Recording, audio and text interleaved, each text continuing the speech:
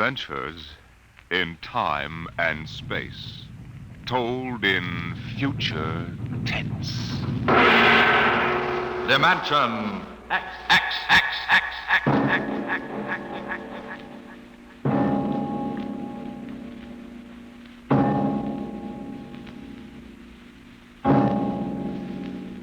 The mind of man is still an unprobed field.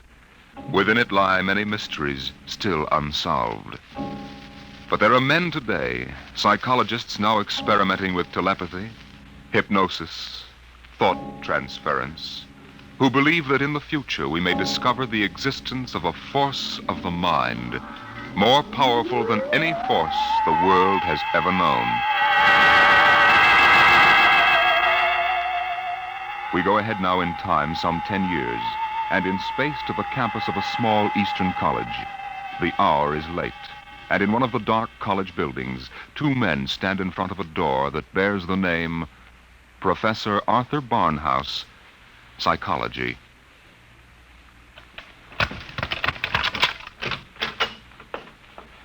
Well, here you are, Clinton. Thank you, Major. Here are the keys to the professor's desk and files. I guess you inherit everything now. You might as well dictate a full report while everything's still fresh in your mind. I'll wait and see you home. Oh, no, that isn't necessary. I'll be all right. You sure? After what's happened tonight, we wouldn't want you to have an accident, too. Major, after what happened tonight, I have a hunch the whole world is ripe for an accident. I'm afraid you're right, Clinton.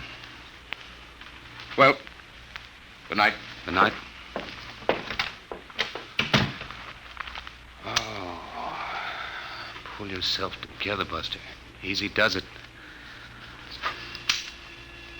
August 21st, 1960. Restricted report from George Clinton to the Secretary of Defense, Secretary of State, the FBI, National Security Board, etc., etc., etc. Subject, the so-called Barnhouse effect, and Professor Arthur Barnhouse, who discovered it. I first met the professor 2 years ago in the fall of 1958. He was a professor of psychology here at Wilton College, and I was here on an instructor's fellowship in the psych department. They assigned me to be Barnhouse's assistant, and he needed one. He hardly ever remembered to go to a class, and he didn't seem to do anything else either. For 3 months, I watched him sitting at the desk here in his study. He'd either stare at nothing for hours or fall asleep, nodding over his mess of papers. I couldn't understand it, and it was none of my business. But one day, I thought I'd better give him a shake. What? What? I said it's 2:15, Professor. Don't you want to go to your 2 o'clock class? Don't you want to mind your own business? I beg your pardon. Sorry, Clinton. Forgive me. I don't know what gets into me. Forget the class. The kids would rather be outdoors anyway. Okay, Professor. In that case, I'm sorry I woke you up. It's all right. I just can't seem to get my sleeping done at night. Clinton, what do you know about the international situation? Well, I'm no political scientist, if that's what you mean. I read the papers when I have time. Well, that's the way I've always been. Lately, I've had to look into it. I stay up nights looking into it. Professor, I don't want you to take this personally or anything, but... Well, sir, I wonder if you'd mind if I asked to be transferred. You mean you'd rather work with somebody else in the department? Oh, no, sir, it's not that. I think maybe there's a chance for a psychologist to work on that government project. Government project? Oh, yes, that Army thing. Yes, sir. They're trying to develop robot pilots for the new fighter rockets so they'll be expendable. Oh, yes. Something else designed to replace men. Yes, sir. And you know, it's a funny thing. The robots work just like human brains. They get overworked or overloaded at something, and they have nervous breakdowns. Now, if I could only find out what drives those electronic brains crazy, why, I'd feel Clinton, that I was... if you want to study a brain that's going crazy, never mind the robots. You can go to work on me. What are you talking about, sir? I don't know. I'm either crazy as a bedbug or a... Clinton, I wish you'd help me find out. Are you serious, Professor? I never was more serious in my life. I'm afraid I'm going out of my mind. But why? What makes you think so? This is what makes me think I'm crazy. Those dice? Clinton, do you know what the odds are against my rolling a 7? Oh, about 5 or 6 to 1. Watch. 7. Now, what are the odds against my rolling it again? Twice in a row? Plenty. About 100 to 1, I'd say. Watch. Professor, you're hotter than a $2 pistol. It's funny. That's what they said 8 years ago when I first discovered this. Discovered what? This force of the mind. I call it dynamo-psychism. You mean you shove those dice around just by thinking about it? People have always thought there could be a force of the mind. You know that. Fortunately or unfortunately, I've learned to control it. Yeah? How did you happen to find out about this, Professor? Well, it was about 10 years ago, back in 1948. I made the mistake of going to a psychologist's convention, and in order not to appear unsocial, I happened to find myself, for the first and only time in my life, in a dice game. What happened? I didn't have the faintest idea what was expected of me, and someone told me to roll 7s. So I did. 10 of them. I'll bet you weren't asked back into that game. That night, in my room, I realized that it simply couldn't have been an accident, Clinton. I tried to reconstruct the exact scene, the position of my body, and finally, the thoughts in my mind. And that was what did it. I remembered what had been my train of thought, and I proceeded to roll 7s, not 10 consecutive times, but 50. Brother, there it is again. Professor, can you do anything else? I mean, besides shove dice around? You see that inkwell on my desk? Sure. Watch it. Don't take your eyes off it. If nothing happens, say so, and I shall go quietly, even happily, to the nearest sanitarium. Okay, Professor, shoot. Hey, why, it just blew up. Yes, I'm sorry. I didn't mean to splash ink on your suit. That's okay, Professor. What was that funny noise? Oh, that? The dynamo psychic waves are a little like ultra-high frequency waves. Sometimes, when I turn on the power, they create a kind of static. Listen, Professor, how much power have you got? Could you blow up anything, well, you know, big? I could flatten the Great Wall of China. Boy, you'll make the helio-oxygen bomb look sick. That's what scares me, Clinton. The thought that maybe I could use this power to save the world. Clinton, you've got to help me. Who, me? Professor, when it comes to international relations, I don't know from where. You'd better get in touch with the State Department. State Department? Yes, they'd be the ones, wouldn't they? Well, you probably want to be getting home now. I'll see you to the door. I could use a breath of fresh air. Okay, Professor. You better stop brooding about this. You get somebody else to do your worrying for you. Yes, you're right. I have been brooding, wondering what to do. Just sitting and staring endlessly at that awful monstrosity across the way. You mean the old bell tower? Yes, I've gotten so I can't stand the sight of it anymore. Professor! Professor, look! What? Well, there's nothing left but a pile of rubble. Oh, my, I didn't really mean to do that. Well, you see, Clinton, it's got to the point where my lightest whim is more dangerous than a blockbuster. Professor, you get in and write that letter to the State Department right now. You packed too much of a wallop.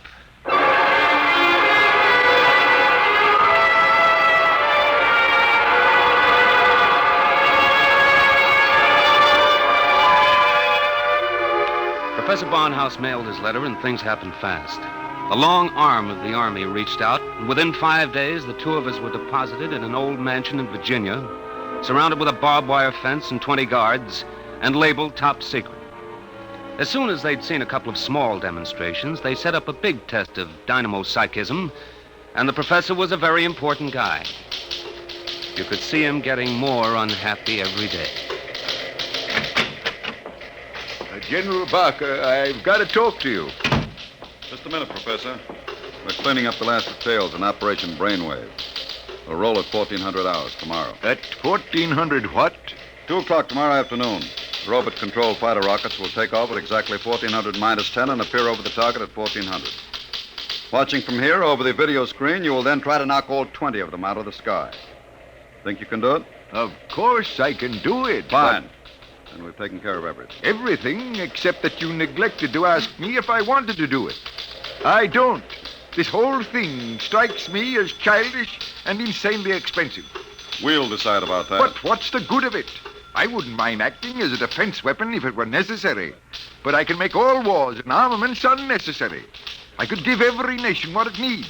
I could move mountains, build roads, dig irrigation canals. I have a technique which costs nothing and can do immense good. You're spending millions to prove that it can do immense damage. It doesn't make sense. You know something, General? He's right. Of course I'm right. I want you to send me and Clinton back to Wilton College. Right away. That's quite impossible, Professor. This operation has gone too far to be called off now. Yes, but... Even if we wanted to call it off. If your dynamo psychism really works, you're apt to be the key to our entire defense setup. but listen... You'll have to excuse me now. Major Cuthrell and I have to double-check the confidential list of the observers on this end. Have you got it, Major? Yes, General. It's right here. Alberts, Barker, Bernstein, Carter, Clinton, Cuthrell, Holbrook, Lawrence, Stein, Williams. Check. I guess that includes everybody of importance. What about me? What? Oh, that's taken for granted, Professor. Thanks. 1400 hours. Will you be ready? I'll be ready. And now, if someone will wind the restricted clock and put the confidential cat out, I'm going to bed.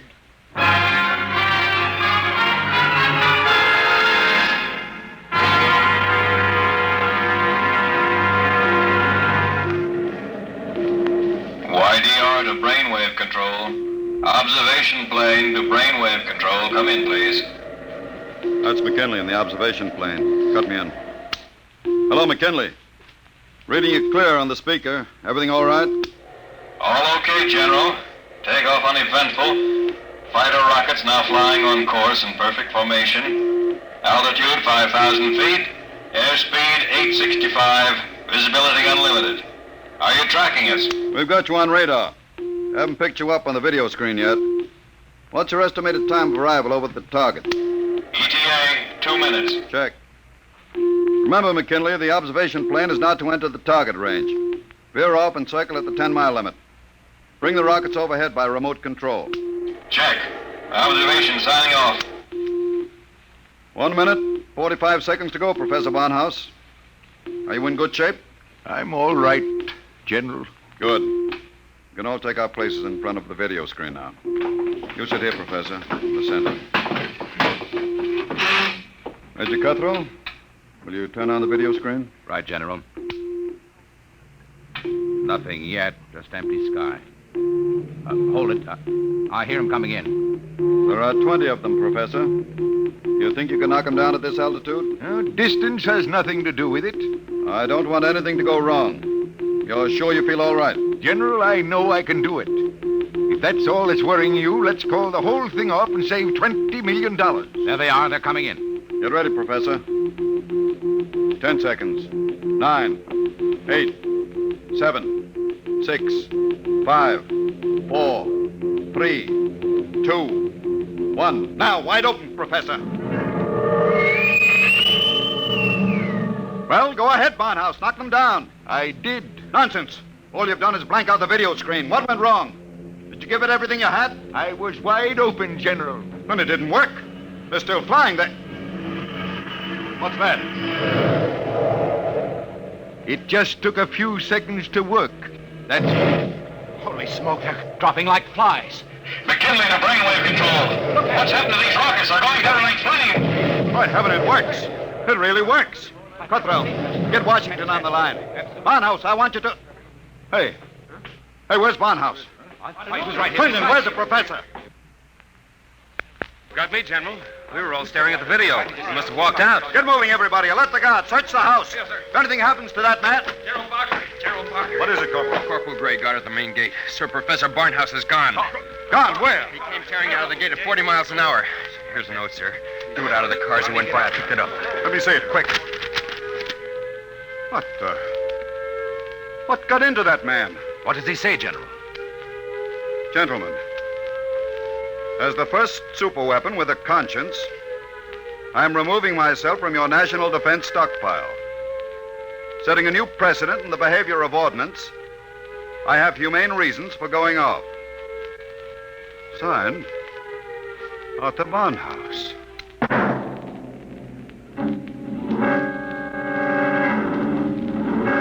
Barnhouse was gone, and within 12 hours, the world was on a spree. The headlines were glorious or terrible, depending on what you think of the things the way they are. Barnhouse flattens helio bomb factory! The dynamo psychic waves reached every corner of the world. In every country, every continent flashed the news of what was happening. Hey, Barnhouse knocks out hidden atomic stockpile in Asia! There was a new kind of war, the war of tattletales. Secret agents of every country hunted for the hidden armaments of their enemies, yelled about them in the newspapers, and immediately there'd be that warning burst of Barnhouse static, followed by... Radio-controlled fleet blown up on secret maneuver! The professor was out to make peace or bust, and nothing like him ever was.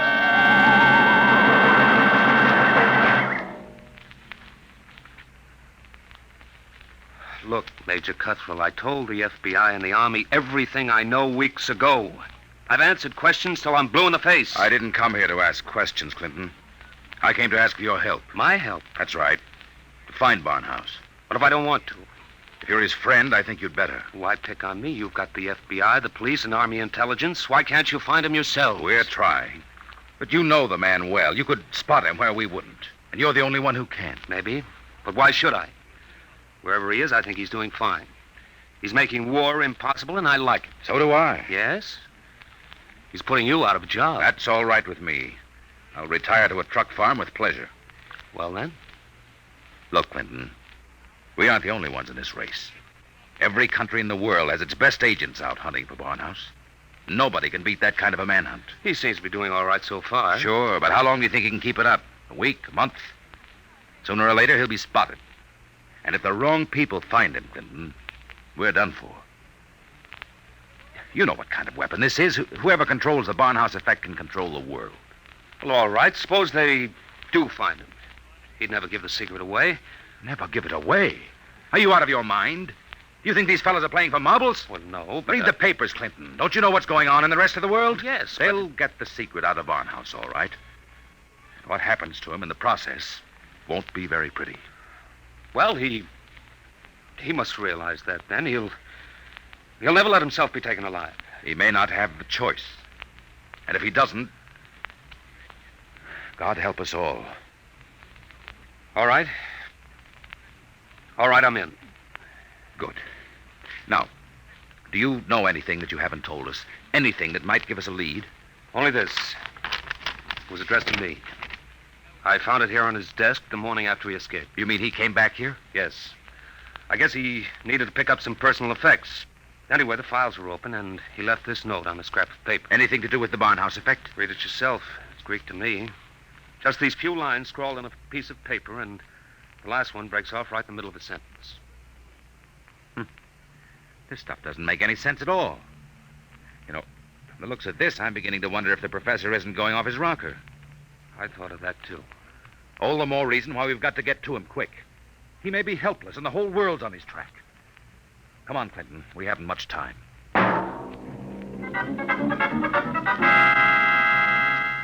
You say you do recognize this photograph, Mrs. Reardon? I tell you, it looks like Mr. Balfour's.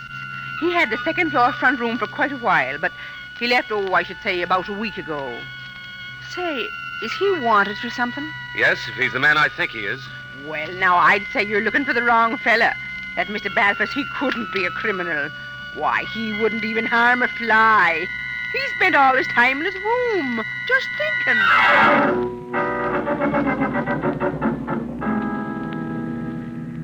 Brother, it's hot. What a way to spend an August afternoon, huh, Major? Give my eye teeth to be at Jones Beach. So would I, Corporal. We've got work to do here. Look, so we've been cruising around these radio detection cars for a week. Not a sign of Barnhouse static. The professor must have run out of things to work on. Well, we'll give him a little more time. Switch to shortwave. See if there's anything special coming through. Yes. Try the 9-meter wave. This is Radio Miranda calling. Let's hear that. Our American enemies who have hidden behind the unjust and diabolical persecution by Professor Arthur Barnhouse will tyrannize us no more. I wonder if the professor's on They, this. our glorious leader, takes up his residence in a shelter, shielded with lead against all dynamo psychic rays. With his protection designed by our brilliant scientists to be absolutely impregnable against the Barnhouse effect. You will once again lead us on the path of our glorious death. Quick, triangulate it and get me a fix. I've got it. Let me check this chart. Quick, man. 3.9, 1.7. Oh, my aching back. What is it? We haven't got a prayer of finding a major. He'd have to be picked out of 2 million people. Where is Barnhouse? Right where I was wishing I was. Right smack in the middle of Jones Beach.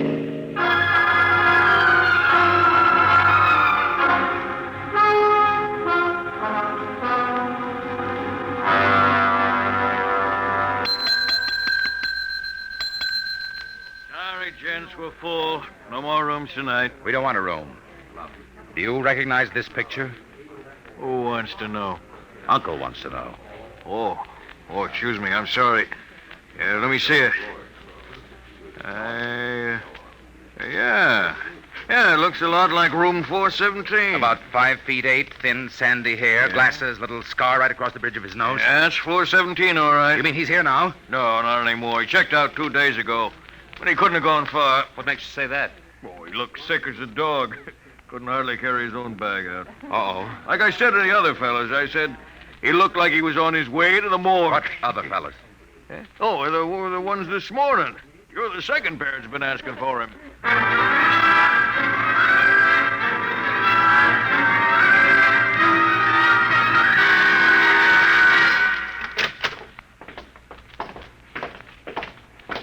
Here we are, Ward 15.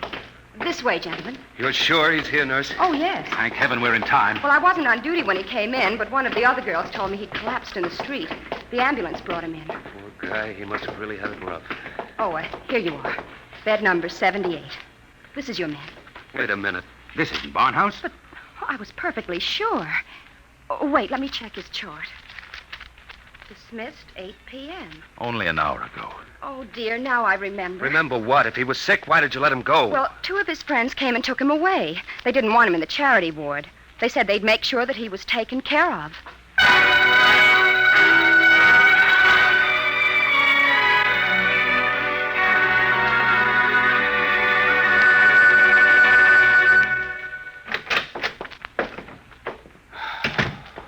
Every time I walk into this study, I keep hoping somehow I'll wake up out of a bad dream and find the professor just sitting here. Major, is there anything we haven't covered? Nothing. The police, the FBI, the air patrols, the docks, the railroad stations, everything. Not even a flea could get through this dragnet. I hope. Then I guess we sit. We sit. Maybe something will come in.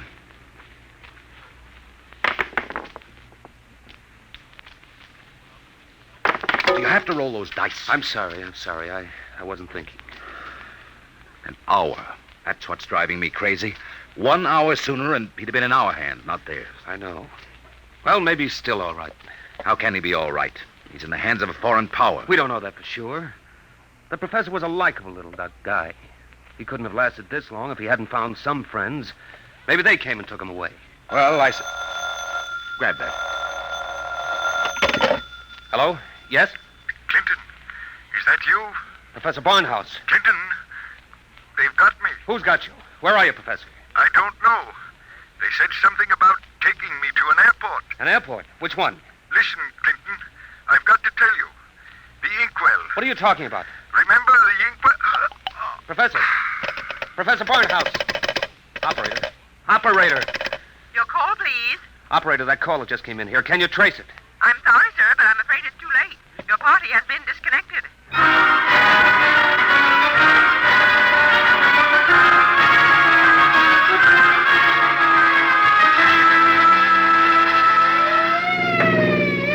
Where are we headed? He didn't say which airport. Just a hunch. The commercial airfields are all covered.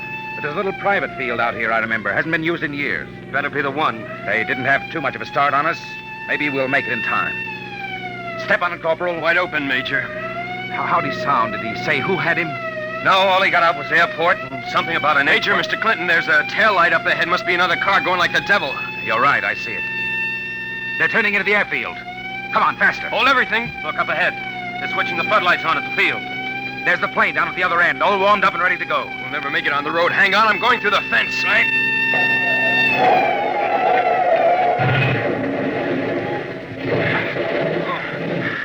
Well, what's the matter? Get going. Sorry, sir. Must have cracked the axle. They're taking off. Get out the submachine gun. You can't. Barnhouse is in that plane. You'll kill him. We've got to take that chance. That plane's headed straight for us. Hit the dirt. Get that gun working, Corporal. Aim for the propeller.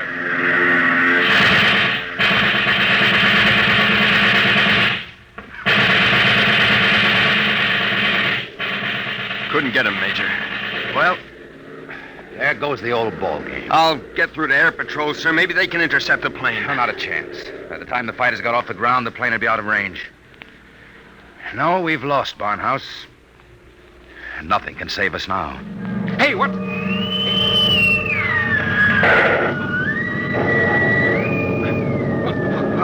What hit me? Clinton, are you all right? Yeah, sure. The plane. It's gone. I know. Barnhouse blew it right out of the sky. He wouldn't let himself be taken alive. Boy, he really did it the hard way. Poor guy. He shouldn't have had to be a hero. All he ever wanted was peace. Peace? What's that? Now the arms race will start all over again. And with Barnhouse gone, what's left to stop it?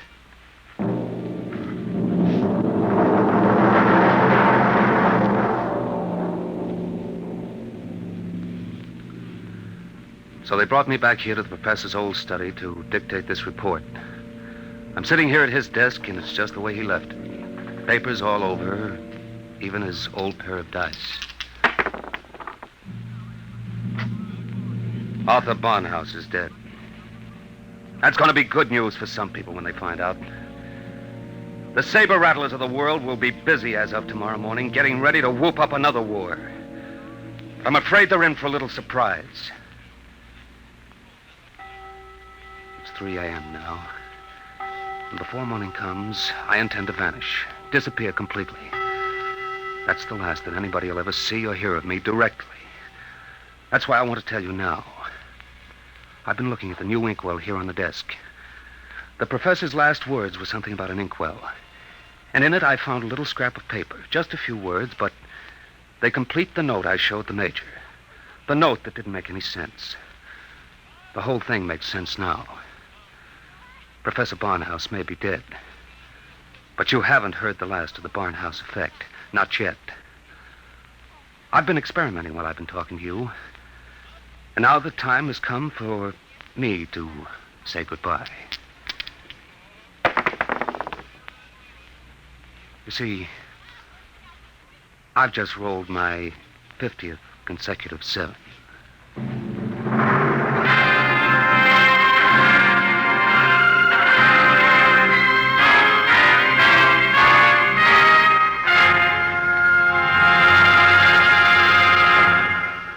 You have just heard Report on the Barnhouse Effect by Kurt Vonnegut, Jr.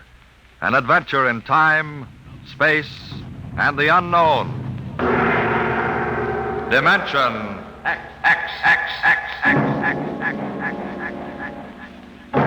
Next week, the strange story of the interspace rocket Star Cloud, which vanished mysteriously behind the Great Galactic Barrier in the year 1986. What happened to it and to its crew? We'll tell you next week.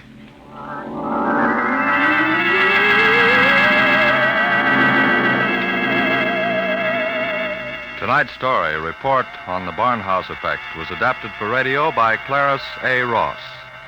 Featured in the cast were Bill Quinn as Clinton, Ed Jerome as Professor Barnhouse, and Carl Weber as Major Cutthroat. Your host was Norman Rose. Music, Albert Berman. Engineer, Bill Chambers. Dimension X is produced by Van Woodward and directed by Edward King.